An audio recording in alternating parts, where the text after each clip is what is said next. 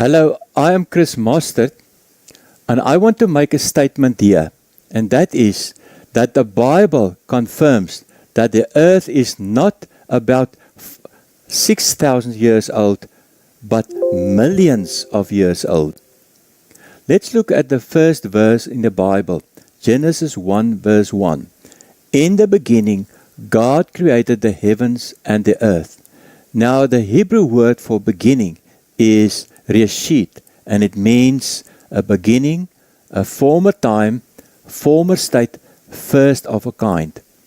And the prefix in front of this word is be, and it means in. With the prefix, you find this word here, and that is bereshit, in the beginning.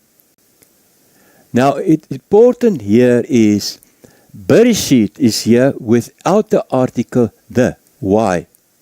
And the answer is, it refers to an absolute beginning.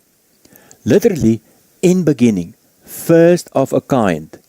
The conclusion is then, it refers here to a timeless past. Now, what about the period of a day? Because we read in Genesis 1 of days. What about the period of a day? The biblical concepts of a day and night differ from our traditional view of a 24-hour period. It can be a day of 24 hours, or a day could be millennia, because the Hebrew word yom used here means the following. It can be translated as a daylight period, a 24-hour period, a period of days, months, years, or millennia, or a specific period. Now, if we read Genesis 1 and Genesis 2, Genesis 1, you will find there the spiritual creation. And in Genesis 2, the natural creation, because there's different kinds of words used. The spiritual creation and the natural creation. First of all, I want to show you something about the bara creation. Now, the bara creation is the following. For the word creation in Genesis 1, verse 1, the Hebrew word bara is used. And the meaning of this word is the following. Bringing into existence without the use of pre-existing material. I want to repeat this. The meaning of the word bara according to Genesis 1. Bring into existence without the use of pre-existing material. To make new. Now, we must bear in mind that God is spirit, according to John 4, verse 24. And I will confirm it and show you something according to Jeremiah 1, verse 5. The following words, when God called Jeremiah, he said to Jeremiah, "Before I formed you in the womb, I knew you. Before you were born, I sanctified you. I ordained you a prophet to the nations." Now, in Genesis 2, we find there the Yatzar formation. And that it differs from Genesis 1. Genesis 1 is the bara creation. In Genesis 2, we find the Yatzar formation.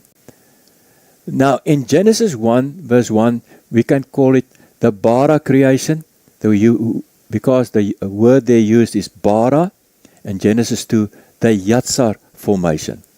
Yatzar means form, to mold or squeeze into shape as a potter does. It must be made clear that the Bible is not an official scientific manual, yet, as an authentic source, it makes mention of the following. The firmament is still developing and expanding. It's not finished in one day's time. The firmament is still developing and expanding according to the Bible. What has long been recorded in the Bible was only discovered centuries later by Dr. Edwin Hubble, and in 1927 confirmed by George Lemaitre. The roundness of the earth is not flat, the roundness of the earth. The sun is moving in its own orbit. Day and night, the same time on earth. The multitude of stars, the oceanography, recycling of water, the fountains of springs in the ocean. Now, you will find more astounding revelations and knowledge or discoveries in this book of mine, The Origin of Life. For instance, when was the earth created if there are plant and animals fossils that are millions of years old?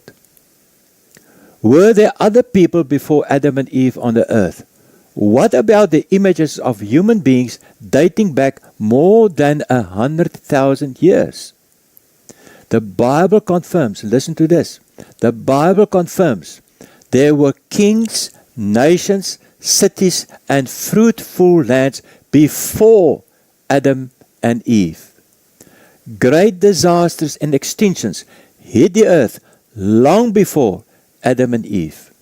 Today, modern science can only confirm what was long ago written in the Bible. Please visit my webpage, chrismaster.org, or you can buy my book, The Origin of Life. Please use the following links. The Origin of Life, Kindle eBooks, and the other one is Amazon.com, the paperback edition, or you can also search on Amazon's website, The Origin of Life, Chris Mastert, or visit my website, chrismastert.org. Thank you very much, and may God bless you.